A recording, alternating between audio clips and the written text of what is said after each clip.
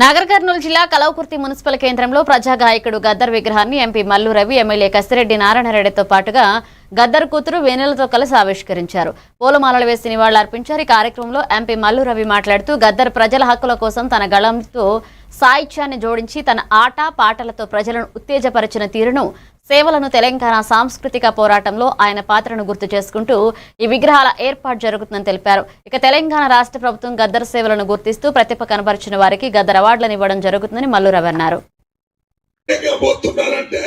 అంబేద్కర్ గారు స్టాచ్యూ తీసుకుని వెళ్ళేవారు. అదే ఆలోచన విధానాన్ని ప్రజలందరికీ తెలిసే విధంగా జీవితాంతం పోరాటం చేసినటువంటి పోరాట యోధుడు, యుద్ధ నవక మన గద్దరన్న గారు.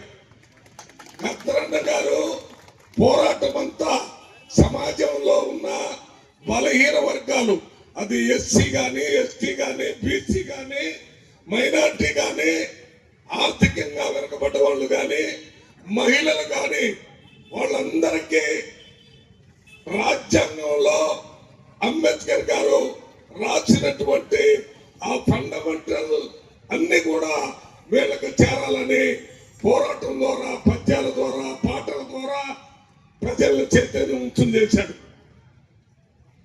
గద్దర్ గారు చనిపోతే ఆయన ఆలోచన విధానం చనిపోదు అని చెప్పడానికి